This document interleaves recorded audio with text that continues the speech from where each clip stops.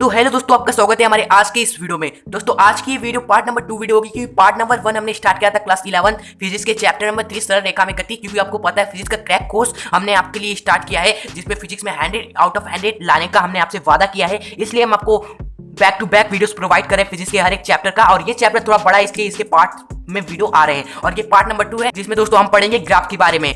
पहला ग्राफ है दोस्तों दूरी बोलो या विस्थापन बोलो, स्थिति समय ग्राफ बोलो ये, और उसके बाद जो ग्राफ है वेग समय ग्राफ, जिसे वीटी ग्राफ भी बोलते हैं। ओके, और दोस्तों इसे हम क्या बोलते हैं, एक्स टी ग्राफ भी बोलते हैं। एक्स टी यानी एक्स स्थिति, टी हमारा समय।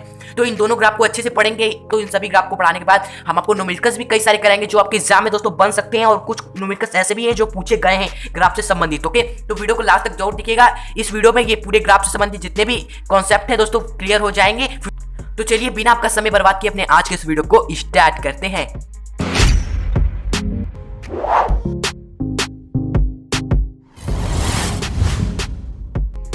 दोस्तों ग्राफ को पढ़ने से पहले दोस्तों दो क्वेश्चन है दोस्तों, इस क्वेश्चन को पहले आइए सॉल्व कर लेते हैं। जो हमने पार्ट नंबर 1 में दोस्तों पढ़ाया था उसी से संबंधित प्रश्न है। यहाँ पर न्यूमेरिकल्स भी है, यहाँ पर ऑब्जेक्टिव क्वेश्चन है। पहला प्रश्न आपके सामने है कि एक बाइक 20 सेकंड में अपनी 40 किलोमीटर से 60 किलोमीटर हावर कर लेता है। तो हमें निकालना क्या है दोस्तों, उसका त्वरण निकालना है। तो त्वरण का सूत्र आपको दोस्तों पता होगा क्या होता है। त्वरण का सूत्र होता है वेग परिवर्तन बटा जो समय अंतराल लगा है वो। ओके, तो सबसे पहले ये देख लेते हैं वेग परिवर्तन कितना हुआ है। ओके, तो यहाँ पर वेग क्या हुआ है, 40 किलोमीटर घंटे से 60 किलोमीटर हो गया है। यानी कि परिवर्तन कितना हुआ है, 60 माइनस 40 यानी कि 20 किलोमीटर प्रति हावर्स। ओके, और समय कितना लगा है दोस्तों, समय अंतराल हमारा क्या है, समय अंतराल प्रश्न में दिया हुआ है दोस्तों हमारा 20 सेकंड में ये हो रहा है। कितना सेकंड में दोस्तों, 20 सेकंड में ये हमारा हो रहा है। तो समय कितना है, 20 सेकंड है। अब देखिए यहाँ पर देखिए ये समय हमारा क्या है, सेकंड में है। और दोस्तों जो हमें स्पीड दिया हुआ है, वेग परिवर्तन जो हमने निकाला वो किलोमीटर प्रति हावर्स में है। तो इसे मीटर प्रति सेकंड में क्या करते हैं, कन्वर्ट करते हैं। तो मीटर प्रति सेकंड में लिखना है तो हम क्या लिखेंगे, 20 इंटू किलोमीटर को मीटर में चेंज करेंगे तो 1000 होता है, एवं हावर्स को सेकंड में चेंज करेंगे। हावर्स को सेकंड में चेंज करने के लिए 60 इंटू 60 दो बार मल्टीप्लाई कर देंगे। आपको पता है एक बार 60 से मल्टीप्लाई करेंगे तो एक हावर्स क्या हो जाएगा, मिनट में परिवर्तित हो जाएगा। और उसके बाद जब मिनट को सेकंड में बदलेंगे तो एक और 60 से मल्टीप्लाई करेंगे। बस इसको सॉल्व कर दीजिए तो आपका आ जाएगा सेकंड, मीटर प्रति सेकंड में दोस्तों आपका आंसर।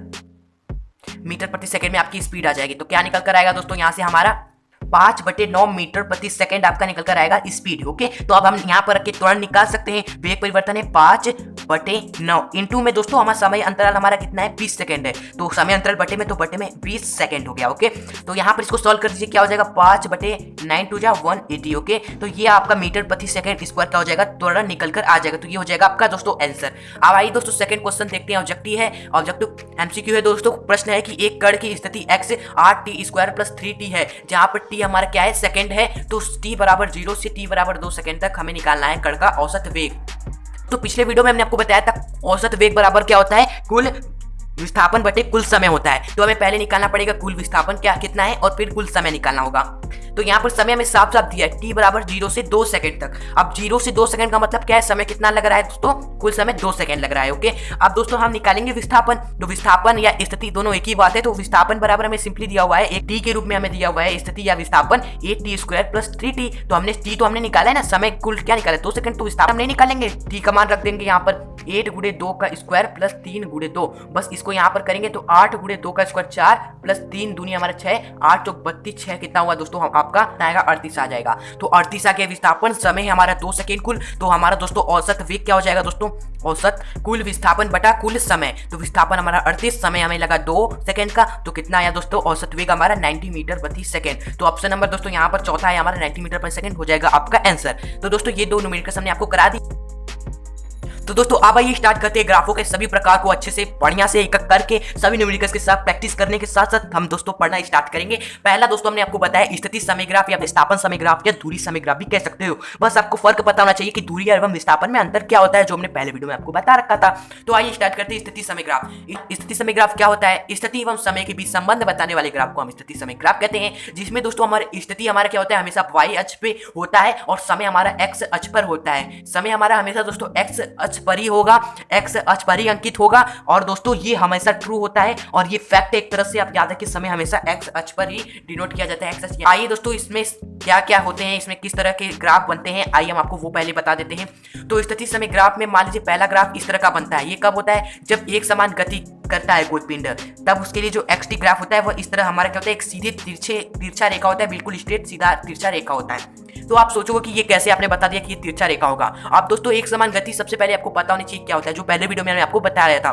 एक समान गति का मतलब ये होता है कि जो गति कर रहा है ना पिंड, उसका चाल क्या है, बिल्कुल फिक्स है, एक समान है, उसका चाल बदल नहीं रहा है। यानी कि अगर मान लीजिए कोई पिंड है, वो उसका वेग क्या है, उसका चाल मान लीजिए क्या है 10 मीटर प्रति सेकंड है। ओके, तो उसका वेग क्या है दोस्तों, बदल नहीं रहा है। 1 घंटा हो गया, 2 घंटा हो गया, वो गति कर रहा है, उसका चाल, उसका वेग क्या है हमारा 10 मीटर प्रति सेकंड है, तो वह एक समान गति होगी। तो इस स्थिति में जो हमारा ग्राफ बनेगा इस तरह का बनेगा। आइए इसको प्रूफ भी कर देते हैं। हर एक समय के लिए हम देख लेते हैं कि वस्तु का ग्राफ कैसा बन रहा है। अगर मान लीजिए समय हम मान लेके हैं और वेग तो हमारा 10 मीटर प्रति सेकंड, हमने मान लिया कि यही हमारा क्या है, एक समान वेग है।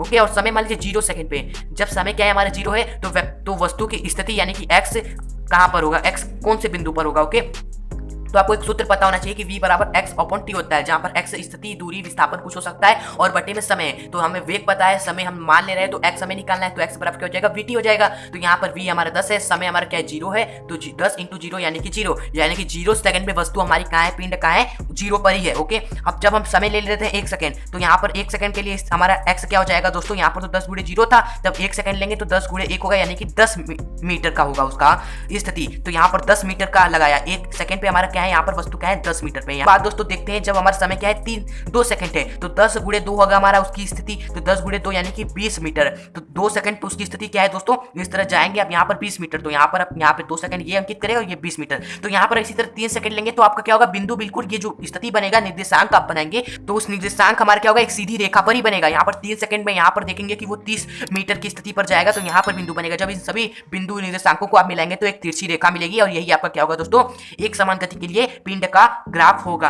इसी तरह अगर पिंड हमारा क्या है दोस्तों, असमान गति कर रहा है, उसकी चाल हमारा क्या है, बदल रहा है, समय बीत गया, 1 सेकंड बाद, 2 सेकंड बाद उसका चाल बदल रहा है। यानी कि मान लीजिए कोई पिंड 10 मीटर प्रति सेकंड से गति कर रहा है, तो वो अब उस गति से गतिमान नहीं रहेगा, हर समय तक उसका चाल बदलता रहेगा। 10 रहेगा तो कभी 20 रहेगा, तो कभी फिर 10 हो जाएगा, कभी 5 हो जाएगा, उसकी गति बदलती रहेगी। तो दोस्तों असमान गति में 2 तरह की गति हो सकती है। पहला, जब वस्तु गति कर रहा है, उसका चाल क्या है, उसका वेग क्या है दोस्तों, समय के साथ बढ़ रहा है, और दूसरा का हो सकता है उसका समय के साथ उसका चाल एवं वेग क्या है, घट रहा है। ओके, 2 तरह की हो सकती है। तो जब वेग उसका बढ़ेगा तो हमारा ग्राफ कैसा बनेगा, इस तरह का बनेगा, उठा हुआ। इस तरफ देख रहे हैं, इस तरह उठा हुआ, इसका मतलब क्या है, यहाँ से स्टार्ट किया, इस तरह बढ़ता गया, बढ़ता गया, इस तरह बढ़ता जाएगा। ये क्या होगा, उठा हुआ उसका ग्राफ होगा। और जब उसका वेग क्या होगा, घटेगा, तब हमारा क्या होगा, उस स्थिति एवं समय ग्राफ इस तरह झुका हुआ होगा। तो ये आपको याद रखना है कि जब असमान गति हो और वेग हमारा बढ़ रहा है वस्तु का, तो उसका क्या बनेगा, उठा हुआ ग्राफ बनेगा, वक्र की तरह। और जब हमारा वेग घटेगा तो हमारा क्या बनेगा, झुका हुआ ग्राफ बनेगा, इस तरह। ओके, तो ये 2 बातें हमने आपको बता दी, 2 तरह के ग्राफ आपको समझा दिए। पहला एक स्ट्रेट लाइन जब बनेगी, जब एक समान गति होगा। दूसरा का असमान तब बनेगा जब वेग उसकी चाल या वेग उसका बदल रहा है। 2 तरह से बदल सकता है वेग, या तो वेग बढ़ेगा या तो वेग घटेगा। तो दोनों के लिए ये ग्राफ हमने आपको बता दी। ओके, अब आइए दोस्तों कुछ आपको एक बहुत ही इंपॉर्टेंट पॉइंट बता लीजिए, जिसे मार्क कर लीजिए, इसे कॉपी में लिख लीजिएगा। और हाँ, आपको बता दें, ये जो नोट्स है इसके नोट्स आपको डिस्क्रिप्शन बॉक्स में दिए हुए लिंक पर मिल जाएंगे। उस लिंक पर आप जैसे ही क्लिक करेंगे तो आप हमारे हमारे टेलीग्राम चैनल पर पहुंच जाएंगे। वहां पर आपको इस सभी का पार्ट 2 नंबर सरल रेखा में गति का नोट्स आपको वहां मिल जाएगा। और हाँ, ज्वाइन जरूर कर लीजिएगा, वहां पर आपको ऐसे यूजफुल चीजें नोट्स प्रोवाइड होते रहते हैं। तो ये पॉइंट जो हम आपको अभी बताने जा रहे हैं, उस पॉइंट को याद रखिएगा, वो क्वेश्चन सॉल्व करने में आपको बहुत ही काम देंगे। तो या 2 से अधिक पिंड हो या कण हो या वस्तु हो या व्यक्ति हो, अगर वो गति कर रहे हैं तो उस गति को ग्राफ में दिखाया गया है, तो दोस्तों क्या होगा, मतलब समझिए दोस्तों, यहाँ पर जब 2 या 2 से अधिक पिंड, वस्तु या कण हमारा गति कर रहे हैं और उस गति को ग्राफ में दिखाया गया है, तो हमारा जो वेग होगा उसी पिंड का अधिक होगा, जिसका एक्स अक्ष से झुकाव अधिक होगा। नहीं समझ में आया, आइए उदाहरण से समझते हैं। तो दोस्तों हम आपको बता रहे हैं, दोस्तों हम आपको यहाँ पर बताने की कोशिश कर रहे हैं इस इंपॉर्टेंट पॉइंट में, कि जब भी आपको ऐसा ग्राफ मिल जाए जिसमें आपको 1 नहीं 2 से भी अधिक व्यक्तियों की गति को क्या हो, दिखाया गया हो। जैसे यहाँ पर आप देख रहे हैं, इस तरह 2 लाइन्स बनी हुई है, और ये 2 लाइन्स क्या है, एक ही ग्राफ पर बनी हुई है। इसका मतलब क्या है कि यहाँ पर 2 लाइन्स इसलिए बनी हुई है क्योंकि 2 व्यक्ति क्या कर रहे हैं, गति कर रहे हैं, और दोनों व्यक्ति की गति को एक ही ग्राफ में दिखाया गया है। तो आपसे इस स्थिति में पूछ सकता है प्रश्न में कि बताइए कि इन दोनों में से किसका वेग क्या है, अधिक है, और ये कौन सा ग्राफ है, एक्स एवं टी ग्राफ है, याद रखिएगा, अभी वही हम पढ़ रहे हैं। तो पूछ सकता है कि इसमें से किसका क्या है, वेग अधिक है। तो आप कैसे बताओगे, तो हमेशा आपको क्या देखना है कि उसी व्यक्ति का दोस्तों हमारा वेग अधिक होगा जिस व्यक्ति का एक्स अक्ष से झुकाव, यानी कि एक्स अक्ष के साथ जो बना कोण है, झुकाव का मतलब जो बना कोण है वो क्या हो दोस्तों, अधिक हो, यानी कि ज्यादा हो, उसी का दोस्तों हमारा क्या होगा दोस्तों, वेग अधिक होगा। ओके, जैसा यहाँ पर 2 व्यक्ति का गति दिखाया गया है, तो इन 2 व्यक्ति में किसका वेग अधिक होगा, जिसका एक्स अक्ष यानी कि इस वाले अक्ष के सापेक्ष जो एक्स अक्ष के सापेक्ष जो कोण बनेगा, यहाँ पर ये कोण बना रहा है, यहाँ पर ये कोण बना रहा है, तो इसमें से जिसका कोण अधिक होगा वही का वेग अधिक होगा। तो यहाँ पर आप साफ साफ देख रहे हैं, ए का कोण हमारा बड़ा है बी की तुलना में, यानी कि यहाँ पर जो होगा ए का वेग अधिक होगा। ओके, और इस स्थिति में देखिए यहाँ पर बताइए कि ए एवं बी में से किसका वेग अधिक है, और ये ग्राफ हमेशा क्या होना चाहिए, xt ग्राफ होना चाहिए। दूसरे ग्राफ में ये चीज लागू नहीं होगा। तो xt ग्राफ है और ये दो व्यक्ति क्या कर रहे हैं, गति कर रहे हैं और उनका यहाँ पर ग्राफ बना हुआ है। तो दोनों में से किसका वेग अधिक होगा बताइए।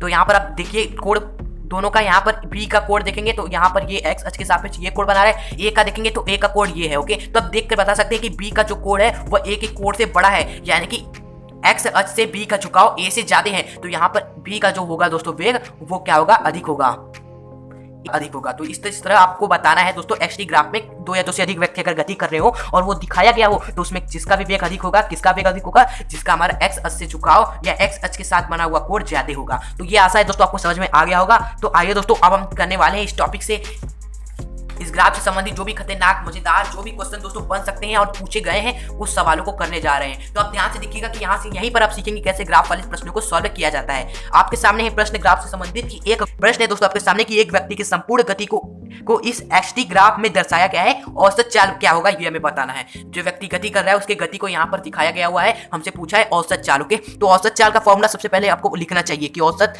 चाल हमारा किसके बराबर होता है, कुल दूरी बटा कुल समय। तो यहाँ पर औसत चाल का फॉर्मूला आपको पता है, कुल दूरी बटा कुल समय होता है, यानी कि औसत चाल निकालने के लिए हमें कुल दूरी चाहिए, कुल समय चाहिए, तभी हम निकाल सकते हैं। तो यहाँ पर साफ साफ हमें एक चीज मिल रहा है, कुल समय कितना लग रहा है। देखिए पिंड यहाँ पर हमारा गति जब कर रहा है तो उसका ग्राफ यहाँ से स्टार्ट हो रहा है, यानी कि समय नीचे है तो यहाँ जीरो वाले समय से स्टार्ट हो रहा है। जब समय क्या है हमारा जीरो है, यहाँ से स्टार्ट हो रहा है और लास्ट में उसका ग्राफ कहाँ तक जा रहा है, t बराबर 15 सेकंड तक हमारा जा रहा है उसका ग्राफ, यानी कि समय क्या है हमारा 15 सेकंड है। जो भी कुल उसकी गति में समय लग रहा है वो कुल 15 सेकंड है। क्यों, क्योंकि उसका ग्राफ के अंत तक लास्ट में 15 सेकंड तक ही जा रहा है। ओके, तो समय हमने निकाल लिया। अब बात है दोस्तों कुल दूरी। अब कुल दूरी थोड़ा निकालने में आपको दिमाग लगाना होगा, किस तरह निकालेंगे वो हम आपको बताने वाले हैं। ओके, तो यहाँ पर देखिए ग्राफ हमारा क्या है, टेढ़ा मेढ़ा है। तो ग्राफ हमारा यहाँ पर इस तरह गया, इस तरह घूम गया, फिर इस तरह घूम गया। तो जब 10 जगह ग्राफ हमारे घूम जाए, एक या दो से अधिक घूम जाए, तो वहां पर आपको उस पॉइंट में इस तरह के आपको डॉट कर लेना चाहिए, यानी कि यहाँ से डॉट ये हुआ, इस तरह से समांतर डॉट इस तरह आपको कर देना। यहाँ पर भी घूमा तो यहाँ पर इस तरह आप डॉट कर दीजिए।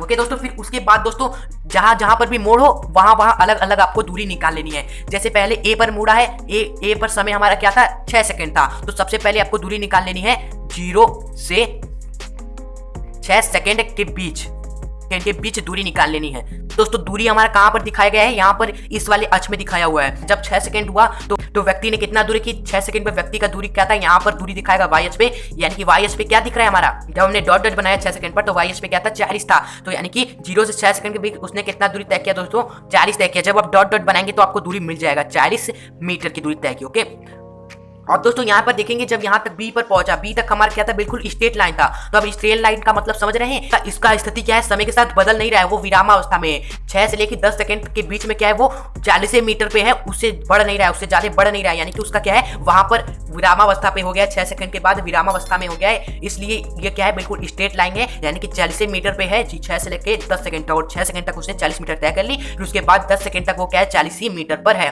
ओके, तो यहाँ पर 6 सेकंड से लेके हमारा क्या है 10 सेकंड तक हमारा जो डिस्टेंस है यानी दूरी है वो दोस्तों क्या है 0 मीटर है, क्योंकि वह क्या है एक ही जगह पर है, 40 मीटर के बाद कोई दूरी तय नहीं की। ओके, यहाँ पर आप देख रहे हैं इस तरह का लाइन का मतलब क्या है, विरामावस्था में है। और दोस्तों यही ग्राफ में एक चीज हमने आपको यहाँ पर साइड में लिखा था, बताया नहीं, जब विरामावस्था में कोई चीज होती है तो xt ग्राफ हमारा क्या होता है, बिल्कुल सीधा होता है। और वहीं यहाँ पर प्रश्न में आपको देखने को मिल रहा है कि यहाँ पर 6 सेकंड के बाद क्या है हमारा ग्राफ बिल्कुल इस तरह सीधा बना हुआ है, यानी कि वो विरामावस्था में 40 मीटर तय करने के बाद वो रुक गया है। ओके, बाद 10 सेकंड के बाद 15 सेकंड के बीच, 10 सेकंड से 15 सेकंड के बीच हमारा दूरी वो तय कर रहा है। कितना दूरी तय कर रहा है, वापस ही वही यहाँ से लेके देखिए, यहाँ से लेके यहाँ तक कितना तय किया, 40 का तय किया। फिर जब यहाँ से वापस यहाँ तक आएगा तो कितना तय करेगा, उतना ही तय करेगा 40 मीटर की, यानी कि 10 सेकंड से लेके हमारा दोस्तों 15 सेकंड तक जो दूरी तय करेगा वो दोस्तों डिस्टेंस वो हमारा क्या होगा 40 मीटर का होगा। ओके, तो कुल डिस्टेंस भी हमें मालूम चल गई और समय भी मालूम चल गया। कुल डिस्टेंस कितनी है, जब यहाँ से यहाँ तक गया हमारा 40 मीटर की दूरी पर, फिर रुका ही था हमारा, फिर जब गति करना प्रारंभ किया तो वापस लौट के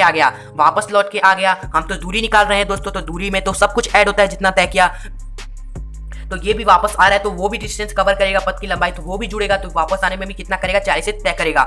तो यहाँ पर वापस आने में भी 40 डिस्टेंस हमारा तय करेगा, तो कुल डिस्टेंस कितना हो जाएगा 80 मीटर का हो जाएगा। तो फिर हम क्या यहाँ से औसत चाल नहीं निकाल सकते, कुल दूरी बटा कुल समय, कुल दूरी कितना है 80 एवं कुल समय हमारा 15 सेकेंड। तो दोस्तों एवरेज स्पीड हमारा क्या हो जाएगा 80/15, यानी कि 5 से काटेंगे आपका 16/3, यानी कि 5.33 मीटर प्रति सेकंड इस व्यक्ति का क्या है दोस्तों औसत चाल है। आई होप दोस्तों आपको सवाल समझ में आया होगा। अब आइए दोस्तों दोस्तों सबसे बढ़िया प्रश्न है ये वाला प्रश्न, इस प्रश्न को छोड़ के मत जाइएगा दोस्तों। अगर आपने इस प्रश्न को आसानी से देख लिया, अच्छा से समझ लिया, तो समझ लीजिए कि दोस्तों इस ग्राफ से संबंधित इसी तरह के प्रश्न पूछे गए हैं और इससे दोस्तों कभी हार्ड आपके एग्जाम में नहीं आएंगे। इस प्रश्न को अच्छे से देख लीजिएगा। प्रश्न है कि चित्र में दो लड़के हैं ए एवं बी और उनकी गति के लिए एसटी ग्राफ दिया हुआ है, उन्हीं की गति के लिए ये एसटी ग्राफ दिया हुआ है और हमसे कहा है कि दोनों एक सीधी रेखा में गति कर रहे हैं। अब सरल रेखा में गति है तो सभी सीधी रेखा में गति होगा, ये तो हमें पता ही है, चैप्टर ही है सरल रेखा में गति। तो निम्न के उत्तर दीजिए। ये जो प्रश्न है आपसे पूछे गए हैं 4-5 प्रश्न हैं, तो इसके उत्तर हमें देने हैं। पहला प्रश्न है कि बी ए के पश्चात कब चलता है। तो हम देखिए पश्चात यानी कि समय पूछा है कब चलता है। तो सबसे पहले ए देखिए, ए हमारा कहाँ से प्रारंभ हो रहा है, यहाँ से प्रारंभ हो रहा है, यानी कि ए जब स्टार्ट हो रहा है तो वो कहाँ से स्टार्ट हो रहा है, जब समय क्या है 0 है। ओके, यहाँ पर देखिए ए हमारा क्या है, यहाँ से इसका ग्राफ यही ना है, तो ए हमारा स्टार्ट हो रहा है जब समय हमारा क्या है 0 है। अब बी देखिए, जब समय, यहाँ पर समय का बात किया हुआ है तो हम समय देखेंगे कब स्टार्ट हो रहा है। अब देखिए बी कब स्टार्ट हो रहा है, बी का ग्राफ देखिए कहाँ से स्टार्ट हो रहा है, यहाँ पर जब समय हमारा क्या है दोस्तों 2 है। ओके, तो यहां से साफ साफ दिख रहा है जो हमारा बी है वो ए, जो हमारा बी है वो ए से 2 घंटा बाद चलता है, क्योंकि ए हमारा 0 जब समय था तब चला, बी हमारा जब था 2 था, यानी कि 2 घंटे बाद चला। समय क्या है हमारा हावर्स में है, तो इसलिए हम क्या लिखे हैं 2 घंटे बाद चला। ओके, तो ये सिंपल बहुत ही आसान प्रश्न था। उसके बाद दूसरा प्रश्न है इसी से रिलेटेड कि जब बी चलना प्रारंभ करता है तब ए की स्थिति ज्ञात कीजिए, यानी कि जब बी स्टार्ट किया तब ए हमारा कहां पर था, ए की स्थिति क्या थी, स्थिति यानी कि ये चीज उसका कहां पर निर्देशांक हो रहा था। बी हमारा कब स्टार्ट हुआ, जब समय क्या था 2 सेकंड था। तो बस यहीं से आप डॉट डॉट करना प्रारंभ कीजिए, एक इस तरह डॉट बिल्कुल सीधा करिए। ओके, यहाँ पर ये हमारा कहां पर है, बी के ग्राफ पर बना है, यानी कि जब 2 घंटा था जब स्टार्ट हुआ बी उस समय पर, तो उस समय पर जो ए की स्थिति की यहाँ पर थी, इस बिंदु पर थी, तो इस बिंदु पर जो हमारा उसका दिखा रहा स्थिति क्या है हमारा 10 है, यानी कि जब बी चलना प्रारंभ किया तो ए की स्थिति हमारी क्या थी 10 किलोमीटर थी। किलोमीटर क्यों, क्योंकि स्थिति हमारी किलोमीटर में है। तो इस तरह सवाल को हल करना है दोस्तों, जहां भी कुछ भी पूछे वहां पर इस तरह डॉट करिए, आपको मालूम चल जाएगा आंसर हर प्रश्न का। उसके बाद तीसरा प्रश्न है कि दोनों में से किसका वेग अधिक है। आगे आने ये वाला प्रश्न है कि वेग किसका अधिक है। यहाँ पर 2 व्यक्ति गति कर रहे हैं, तो दोनों में से किसका वेग अधिक है, जिसका ढलान यानी कि एक्स अक्ष के साथ बना हुआ कोण अधिक होगा। तो यहाँ पर किसका दोस्तों ढलान अधिक है या बना हुआ कोण अधिक है, यहाँ पर इसका बनाते हैं कि हमारा क्या होगा दोस्तों, बी का हो गया कोण एवं ए का देखिए, ए का हमारा क्या है ये है। ओके, तो आप देख सकते हैं कि हमारा बी का दोस्तों कोण क्या है अधिक है ए की तुलना में। ए हमारा क्या है बस इतना ही कोण बन रहा है, उसका आप प्रकार से भी देख सकते हैं कि हमारा बी का क्या है दोस्तों कोण अधिक है ए की तुलना में। क्यों अधिक है, तो ये भी आप लिख सकते हैं उत्तर की बी का जो वेग है ए से अधिक है, क्योंकि जो हमारा बी का दोस्तों झुकाव है, यहाँ पर बी का जो झुकाव है वो ए के झुकाव से अधिक है। तो सिंपली ये हो गया हमारा आंसर। ओके, तो देखिए दोस्तों, इसलिए हमने आपको वो पॉइंट बताया था, उससे भी आपको ग्राफ वाले प्रश्न में पूछ सकता है। लास्ट क्वेश्चन है, जब बी ए से आगे निकल जाता है तब समय व स्थिति क्या थी। दोस्तों समय व स्थिति किसकी पूछा है, यहाँ पर आप लिख दीजिए ऊपर ए की समय एवं स्थिति पूछा है क्या थी, जब बी हमारा क्या है ए से आगे निकल रहा है। तो अब ग्राफ में देखिए कि बी हमारा ए से आगे कब निकल रहा है वो मालूम चल गया, तो समय एवं स्थिति हम क्या करेंगे डॉट डॉट कर पता कर लेंगे। ओके, तो यहाँ पर देखिए ए स्टार्ट हो रहा है, यहाँ से इस तरह गया हमारा ए, अब बी स्टार्ट हुआ यहाँ से, ये हमारा ए से आगे यहाँ पर दोस्तों इस पॉइंट पर हमारा क्या है दोस्तों, ए हमारा तो यहाँ पर सीधे गया, लेकिन बी हमारा जब स्टार्ट हुआ तो बी हमारा ए से यहाँ पर क्या हुआ आगे निकल गया, यहीं पर ना देखिए आगे निकल गया और बी हमारा यहीं पर रुक गया। ओके, तो इस पॉइंट को हमने खोज लिया, बस डॉट डॉट करिए तो समय स्थिति मालूम चल जाएगी। यहाँ से दोस्तों डॉट डॉट डॉट डॉट करेंगे तो 4 हावर्स में पहुंच जाएंगे, और यहाँ से dot dot dot dot dot करेंगे तो 20, यहाँ पर आप स्टेट करेंगे तो 20 किलोमीटर पे पहुंच जाएंगे, यानी कि इस समय क्या है हमारा 4 आवर्स, स्थिति क्या है हमारी ए की 20 किलोमीटर। तो यहाँ पर आप सिंपली लिख देंगे समय है 4 आवर्स ए की एवं स्थिति क्या है 20 किलोमीटर की दूरी पर। ओके, अब आइए दोस्तों अब स्टार्ट करते हैं सेकंड नंबर ग्राफ, वेग समय ग्राफ। दोस्तों उससे भी ज्यादा इंपॉर्टेंट ये वाला ग्राफ है, इससे प्रश्न दोस्तों कंफर्म ही पूछे जा सकते हैं आपके एग्जाम में, और पूछे गति समय ग्राफ हमने आपको अच्छे समझा दिया। दोस्तों 2 प्रश्न आपको कराए, टॉप क्वेश्चन थे वो, अगर आपने उस दोनों क्वेश्चन को रिवाइज कर लिया तो समझ लीजिए कि उस चैप्टर से अगर ग्राफ के प्रश्न आए दोस्तों इस टॉपिक से तो इसी तरह के प्रश्न आएंगे, इससे अलग नहीं आएंगे। दोस्तों दूसरा ग्राफ को पढ़ते हैं, वेग तथा समय में संबंध बताने वाला ग्राफ, वेग समय ग्राफ, और इसमें भी ग्राफ के थोड़ा टाइप से देख लेते हैं। पहला, एक समान वेग के लिए वीटी ग्राफ क्या होगा। एक समान वेग हमने आपको बताया, वेग हमारा क्या है वस्तु का जब बदले ना, जिस वेग से चल रहा है उसी वेग से हमारा चलता रहे, उसका वेग परिवर्तित ना हो, तो वो क्या है एक समान वेग से है। तो यहाँ पर वेग हम सिंपली दर्शाएंगे, यहाँ पर समय दर्शाएंगे, समय हमारा एक्स अक्ष पे हमेशा रहता है, वेग हमारा यहाँ पर रहेगा। तो वेग अगर किसी वस्तु का फिक्स हो गया तो बताइए क्या उसका वेग कभी बढ़ेगा, वो एक सीधी रेखा हो जाएगी। सीधी रेखा में ग्राफ होगा जब एक समान वेग के लिए आप वीटी ग्राफ बनाएंगे। क्यों, क्योंकि यहाँ पर देखिए जब आप वेग को नियत कर दिए 10 मीटर प्रति सेकंड, ओके कर दिए नियत, ओके तो यहाँ पर मान लीजिए 10 मीटर प्रति सेकंड है, यहाँ पर 10 मीटर प्रति सेकंड है, और ये क्या होगा 1 घंटा हो गया, 2 घंटा हुआ, समय बदलता गया लेकिन वेग हमारा क्या है नियत है, तो वो एक समान वेग हो गया, समझ गए। तो 10 मीटर प्रति सेकंड यहाँ पर है, तो हमारा 0 सेकंड पे भी उसका 10 मीटर प्रति सेकंड हुआ। समय हमारा 1 सेकंड है, 1 घंटा समय हो गया तब भी उसका क्या है दोस्तों 10 मीटर प्रति सेकंड है। जब 2 घंटा हो गया दोस्तों दूसरे घंटे में भी हमारा उसका वेग क्या है 10 मीटर प्रति सेकंड है, यानी कि समय बदलता जाएगा उसका वेग नियत होगा। तो ग्राफ क्या होगा बनेगा, एक सीधी रेखा बनेगी जो एक्स अक्ष के समांतर होगी। ओके, उसके बाद दोस्तों दूसरा टाइप का हमारा ग्राफ होता है वेग समय में, कि एक समान त्वरण गति के लिए जो हमारा ग्राफ बनता है वो बिल्कुल स्ट्रेट बनता है। अब ये दोस्तों ग्राफ आपने स्थिति समय ग्राफ में भी देखा था, जब स्थिति समय ग्राफ हम देख रहे थे तो वहां पर भी इस तरह का ग्राफ था। इस तरह का ग्राफ कब था? जब हमारा क्या था दोस्तों, वेग नियत था, यानी कि वेग हमारा क्या था, बिल्कुल एक समान था।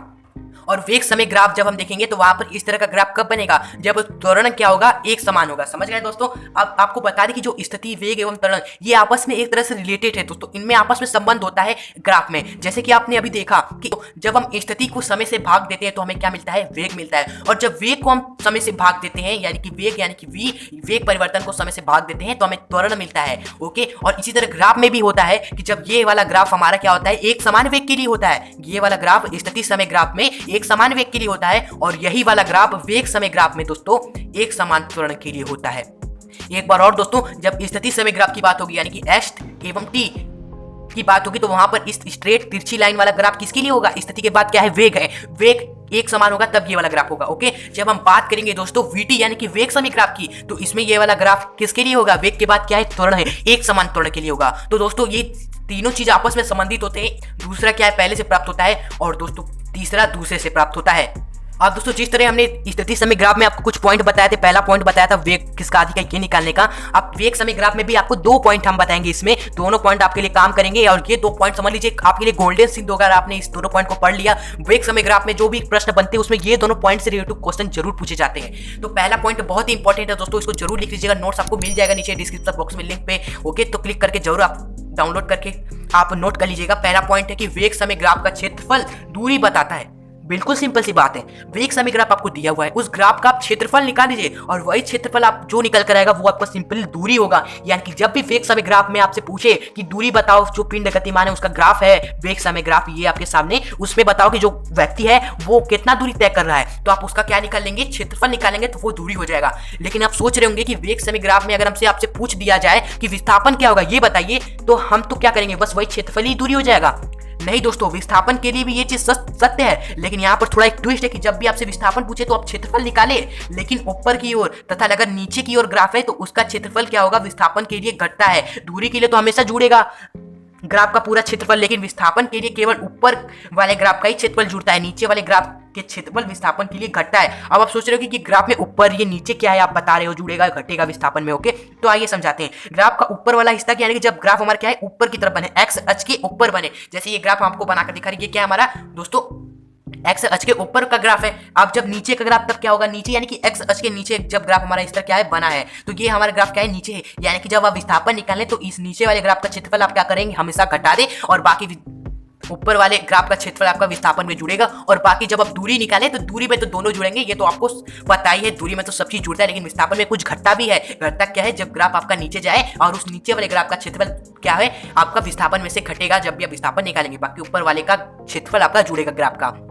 और दूरी जब निकालेंगे तो पूरा क्षेत्रफली ग्राफ का क्या हो जाएगा, दूरी हो जाएगा। तो ये तो पहला पॉइंट तो आप समझ गए होंगे, ऊपर नीचे का जो खेल था। दूसरा पॉइंट देखते हैं कि जब भी वेग समय ग्राफ में 2 या 2 से अधिक पिंड गति करे, जिस तरह दोस्तों स्थिति समय ग्राफ में था 2 या 2 से अधिक गति कर रहे थे, इसी तरह इसमें भी 2 या 2 से अधिक पिंड गति करे, तो जिस पिंड का ढलान अधिक होगा उस पिंड का त्वरण अधिक होगा। ये तो ढलान आप तो समझ गए होंगे, ढलान यानी कि एक्स अक्ष के साथ जो बना कोण है दोस्तों, एक्स अक्ष के साथ जो भी बना कोण है वो आपका क्या है दोस्तों, ढलान है या झुकाव है, एक बात है। और जिसका ढलान, जिसका एक्स अक्ष के साथ बना हुआ कोण अधिक होगा, उसका दोस्तों त्वरण क्या होगा, सबसे अधिक होगा। हमने आपको कहा ना कि ये तीन चीजें भौतिक राशि आपस में क्या है, संबंधित है। जब हमने देखा था स्थिति समय ग्राफ में 2 या 2 से अधिक पिंड गति कर रहे थे, उसमें जो हमने देखा था ढलान जिसका अधिक था उसका वेग क्या था दोस्तों, अधिक था। लेकिन वेग समय ग्राफ में जिसका ढलान अधिक होगा उसका त्वरण अधिक होगा। तो ये तीनों चीजें आपस में संबंधित है। बस आपको ये जो गेम चल रहा है इस तीनों भौतिक राशियों का, इसे आप समझ गए होंगे तो आपको सब इजी हो जाएगा। तो समझ गए, वेग में ढलान जब अधिक होगा तो क्या दोस्तों हमारा अधिक होगा, सबसे वेग के बाद क्या त्वरण, त्वरण सबसे अधिक होगा जब ढलान पिंड का अधिक होगा। और दोस्तों ये सभी एंगल 90 डिग्री से कम होने चाहिए तभी ये चीज लागू करेगी। जैसे दोस्तों 90 डिग्री का ये होता है ना एंगल बिल्कुल स्ट्रेट, तो सभी हमारा गति किस तरह करें, या तो 90 डिग्री की तरह गति करें या तो 90 डिग्री से थोड़ा झुक कर गति करेंगे, तभी ये चीजें लागू होंगी। ये चीज क्या होंगी, आपका आंसर सही होगा। बाकी आप चिंता मत करें, आपसे एग्जाम में दोस्तों 90 डिग्री से कम वाली गति, यही गतिया का ग्राफ आप में पूछा जाएगा ये चीजें। ओके। दोस्तों अब ये स्टार्ट करते हैं टॉप न्यूमेरिकल्स वेग समय ग्राफ से संबंधित। ओके, ये ग्राफ का जो क्वेश्चन आप देख रहे हैं ना, ये क्वेश्चन आपके एग्जाम में बिल्कुल ही पूछा गया है। और दोस्तों सवाल को हल करिए, बहुत ही इजी क्वेश्चन है दोस्तों आपके लिए। बस आपने उन दोनों पॉइंट को समझ लिया है वेग समय ग्राफ से संबंधित जो हमने आपको बताया, तो समझ लीजिए ये क्वेश्चन आपके लिए हल हुआ है। प्रश्न देखते हैं, एक्स अक्ष के अनुदिश गति कर रहे कण का वेग समय ग्राफ चित्रानुसार दिखाया गया है कि कण द्वारा तय की गई दूरी व विस्थापन ज्ञात कीजिए। दोस्तों ये कौन सा ग्राफ दिया हुआ है? हमें वीटी ग्राफ दिया हुआ है, वेग एवं समय ग्राफ। ये साफ साफ लिखा है वेग एवं समय ग्राफ। और हमसे पूछा गया है कि बताओ कि जो भी गतिमान पिंड है उसका दूरी क्या है एवं उसका कुल विस्थापन क्या है, ये पूछा है। तो दूरी से क्या होगा दोस्तों, किसी भी वेग समय ग्राफ का दूरी क्या होता है, पूरा ग्राफ का क्षेत्रफल होता है। यानी कि ये पूरा ग्राफ का क्षेत्रफल, ये पूरे ग्राफ का क्षेत्रफल दूरी हो जाएगा। तो सिंपली पहले ये दूरी निकाल लेते हैं, फिर विस्थापन की बात करते हैं। दूरी क्या हो जाएगा, ये दोस्तों क्या है हमारा एक समबलंब चतुर्भुज। अगर आप क्लास 10 में मैथ में पढ़ा है चतुर्भुजों के बारे में, तो ये आपका क्या है, समबलंब चतुर्भुज है। तो दूरी बराबर क्या हो जाएगा, इस समबलंब चतुर्भुज का क्षेत्रफल। और ये नीचे वाला दोस्तों आपका क्या एक त्रिभुज है, यानी कि नीचे वाले का हम जोड़ेंगे, दूरी में तो सब जुड़ता है, प्लस त्रिभुज का क्षेत्रफल। ये जो नीचे बना है ये हमारा एक त्रिभुज है, तो इस त्रिभुज का क्षेत्रफल, बस इन दोनों के क्षेत्रफल निकाल के जोड़ेंगे तो आपका दूरी निकल कर आ जाएगा। तो समबलंब चतुर्भुज का क्षेत्रफल का फॉर्मूला आपको याद होना चाहिए, क्या होता है, 1/2 समांतर भुजाओं का योग गुणे दोनों भुजा के बीच की दूरी। और प्लस में त्रिभुज का तो फॉर्मूला आपको पता है, 1/2 आधार गुणे ऊंचाई। बस ये दोस्तों फॉर्मूला में मान रख दीजिए, आपका आ जाएगा दूरी। तो 1/2। अब ये समलंब चतुर्भुज में समांतर भुजा है, उन्हीं भुजाओं का योग आपको करना है। समांतर भुजा क्या है, ये भुजा यहाँ से लेके यहाँ तक इस समलंब चतुर्भुज का ये एक भुजा होगा, इसी के समांतर ये वाली भुजा है, तो ये दोनों समांतर हो जाएगी। अब देखिए दोस्तों, ये तो तिरछी भुजा है ना, तो कभी समांतर होगी नहीं, तो यही दोनों भुजा समांतर होगी, ये कॉमन से हिसाब लगाएंगे। तो यहाँ पर इस भुजा की लंबाई कितनी है, 0 से लेकर 6 तक, तो 6 ही हमारा क्या है, इसका लंबाई है। कैसे निकालेंगे, 0 से 6 है, दो बिंदु क्या है, 0 है एवं 6, तो इन दोनों को आपस में घटा देना है, आपका निकल कर आ जाएगा 6, आपका क्या है, लंबाई है 6। प्लस में दोस्तों इसकी बीच की दूरी निकालनी है, इसकी बीच की दूरी निकालिए, इसकी दूरी निकालेंगे तभी ना मैथ करेंगे यहाँ पर। तो इन दोनों का दोस्तों निर्देशांक आपको देखना है, ये किसके बराबर, यहाँ पर डॉट डॉट करेंगे तो ये इसके बराबर 2 एवं 4। ये क्या है दोस्तों, 2 एवं 4 के बराबर है। तो 2 एवं 4 के बीच की दूरी क्या होगी, इसकी दूरी होगी। तो 2 एवं 4 दो बिंदु के बीच की दूरी क्या होगी, घटा देना, जिस तरह इसमें हमने आपको घटाया था। तो 4 एवं 2 को घटाएंगे तो क्या होगा, 2 आपका निकल कर आएगा। तो यहाँ पर क्या रखेंगे, तो ये हो गया। अब इन दोनों के बीच की दूरी क्या, यहां से लेके यहां तक की जो हाइट है या बीच की दूरी आप इसे कह लें, इसकी दूरी यहां पर आपको मल्टीप्लाई कर दी है। दूरी क्या होगी, यहां से लेके यहां तक क्या है हमारा, इसके बराबर है। यहां पर आप डॉट डॉट करेंगे तो ये किसके बराबर है, इस यहां से लेके यहां तक की लंबाई के बराबर है। ये तो आप ऑब्जर्व करेंगे तो आपको खुद दिखेगा, यहां से यहां तक क्या है, 0 है, यहां पर 8 है, यानी कि 8 - 0 आपको घटा देंगे तो क्या आएगा, 8 ही निकल कर आएगा। तो दोनों बीच की दूरी क्या है, 8 निकल के आ गई। प्लस में त्रिभुज में आप देखते हैं, त्रिभुज का 1/2 आधार क्या है, आधार त्रिभुज का क्या है, ये है, ये आधार है ना त्रिभुज का। तो यही यहां से लेके यहां तक की बीच की दूरी निकालनी है। तो यहाँ हमारा 6 है, यहाँ पर हमारा क्या है, 10 है, तो 10 - 6 जो बड़ा है उसमें से छोटा घटा दीजिए, क्या आएगा आपका 4 आ जाएगा। तो यहाँ पर 4 रख दीजिए। ओके, इंटू में ऊंचाई, ऊंचाई क्या है, त्रिभुज की ये ऊंचाई होती है, बिल्कुल बीच से लेकर उसके केंद्र ऊपर तक की दूरी हमारी क्या हो जाएगी, ऊंचाई हो जाएगी। तो यहाँ से लेकर यहाँ तक की दूरी कितनी है, 5 है। यहाँ पर देखिए, इसको जब डॉट डॉट हमने किया, यहाँ पर प्रश्न में किया होता है ग्राफ में डॉट डॉट, ये जो आपकी ऊंचाई है ये इसके डॉट डॉट यानी कि इसके सामने वाले के बिल्कुल बराबर है। तो यहाँ से लेकर यहाँ तक कितनी है, 5 है, तो यहाँ पर 5 रख दीजिए। ओके, बस इसको सॉल्व कर लीजिए, आपका दूरी निकल कर आ जाएगा 1/2 इंटू में इसको जोड़ेंगे 8 इंटू में 8 प्लस 1/2 इंटू में 4 इंटू में 5। ओके, यहाँ से 2 से गया 8 4 बार में, 8 चौक 32 हुआ, यहाँ पर प्लस में 2 से गया हमारे 4 2 बार में, 5 दूनी 10 हुआ, यहाँ पर 32 10 कितना हुआ, 42 मीटर आपका क्या निकल कर आ गया, दूरी निकल कर आ गई। अब सेकंड स्टेप में हमें क्या निकलना है, विस्थापन निकालना है। ओके, तो दोस्तों विस्थापन अब निकालना आसान हो गया, क्योंकि विस्थापन में आपको सिंपली पता होता है कि दूरी का तरह ही होता है, क्षेत्रफल निकाल लिया जाता है, लेकिन जो क्षेत्रफल निकाला जाता है उसमें नीचे वाले क्षेत्रफल को हमेशा घटा दिया जाता है और ऊपर वाला क्षेत्रफल जोड़ दिया जाता है। तो यहाँ पर ये जो है समलंब चतुर्भुज का क्षेत्रफल, ये हमारे ऊपर वाले हिस्से में एक्स अक्ष के ऊपर है, तो ये हमारा क्या हो जाएगा दोस्तों, जुड़ जाएगा। और बाकी जो हमारा ये त्रिभुज है इसका क्षेत्रफल हमेशा क्या घट जाएगा, क्योंकि ये नीचे की ओर है। विस्थापन में यही आप बात आपको ध्यान रखना है कि नीचे की ओर जो ग्राफ है उसका क्षेत्रफल घटेगा, ऊपर की ओर जो ग्राफ है उसका क्षेत्रफल जुड़ेगा। यानी कि विस्थापन क्या हो जाएगा, समलंब चतुर्भुज का क्षेत्रफल माइनस त्रिभुज का क्षेत्रफल। तो समलंब चतुर्भुज का क्षेत्रफल अब मेहनत करना नहीं पड़ेगा, यहाँ पर हमें निकालना था, क्या निकल कर आया था लास्ट में 32 आया था, तो 32 लिखेंगे यहाँ पर, माइनस त्रिभुज का क्षेत्रफल क्या आया था, यहाँ पर 10 आया था, तो -10 क्या निकल कर आ गया, 22 मीटर आपका निकल कर आ गया विस्थापन। तो इस तरह दोस्तों ग्राफ वाले संबंधों में अगर आपसे पूछी जाए दूरी एवं विस्थापन और ये पूछा गया है प्रश्न, तो इस तरह आप निकाल सकते हैं, दूरी पूरा क्षेत्रफल हो जाएगा और विस्थापन में नीचे वाले जो ग्राफ है अगर नीचे की ओर बनेगा बस उसको घटा देना होता है। ओके, अब आइए सेकंड क्वेश्चन देखते हैं दोस्तों, जो वो भी वाले भाई क्वेश्चन। इसके बाद दोस्तों दूसरा प्रश्न भी दोस्तों आपके एग्जाम में दोस्तों पूछा गया है, सन हमें नहीं याद है, थोड़ा 2018 या 20 में पूछा गया है दोस्तों।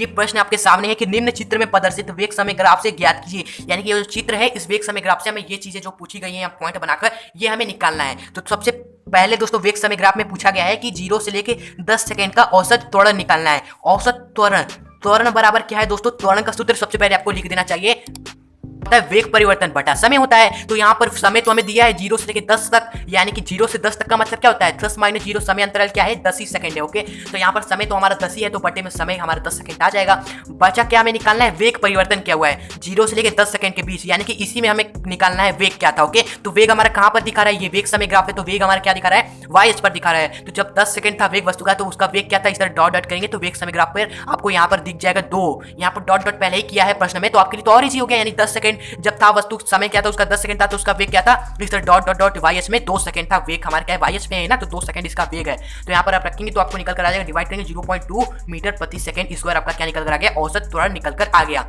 दूसरा प्रश्न यहाँ इसी से संबंधित दोस्तों पूछा गया, ये आपके सामने दोस्तों दूसरे पार्ट में दोस्तों इस प्रश्न के कि पूछा गया है कि पिंड द्वारा तय की गई कुल दूरी पूछी है हमसे। तो यहाँ पर जो पिंड है, इस पिंड जो भी तय कर रहा है कुल दूरी हमसे पूछी है। ओके, तो यहाँ पर ग्राफ का क्षेत्रफल ही क्या हो जाएगा, कुल दूरी हो जाएगा। क्यों, क्योंकि ये वेग समय ग्राफ है, वेग समय ग्राफ का पूरा क्षेत्रफल दूरी होता है। तो दूरी बराबर क्या हो जाएगा, ये जो त्रिभुज बना है इस त्रिभुज का क्षेत्रफल प्लस ये जो त्रिभुज बना है इस त्रिभुज का क्षेत्रफल।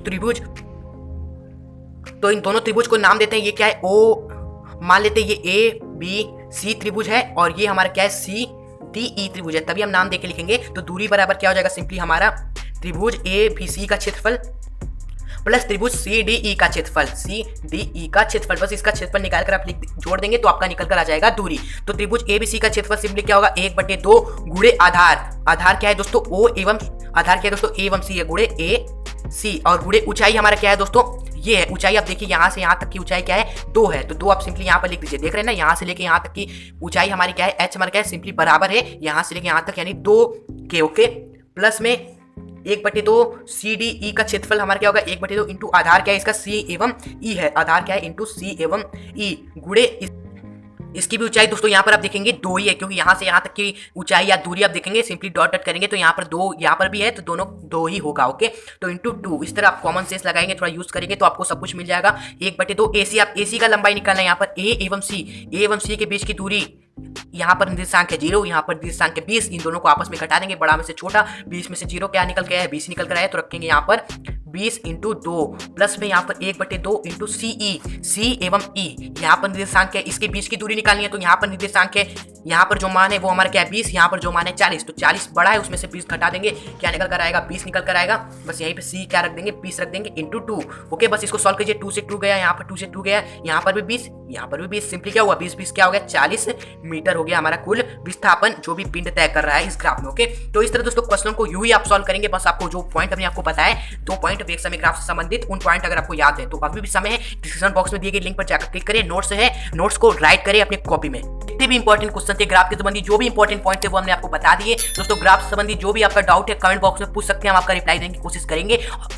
और हम वीडियो करते हैं यहीं पर, क्योंकि ग्राफ संबंधी जो भी क्वेश्चन थे वो हमने आपको करा दिए हैं। दोस्तों वीडियो अच्छी लगी तो लाइक जरूर करेगा, दोस्तों को वीडियो को शेयर करें ताकि वो भी इस वीडियो का फायदा उठा सके। और अगर चैनल पे नए हैं तो सब्सक्राइब करके बेल नोटिफिकेशन पर क्लिक जरूर करिएगा, क्योंकि आपको पता है ऐसे यूजफुल कंटेंट आपको हम प्रोवाइड करते रहते हैं। और कोर्स स्टार्ट हो गया है तो सब्सक्राइब जरूर करें, जिससे आपको अभी सभी वीडियोस की नोटिफिकेशन मिलती रहे। हम इंस्टाग्राम पर भी आप फॉलो कर सकते हैं, कोई भी पर्सनल डाउट हो तो वहां पर आप हमसे पूछ सकते हैं। ओके, तो आप मिलेंगे नेक्स्ट वीडियो के साथ, तब तक के लिए गुड बाय, जय हिंद, जय भारत।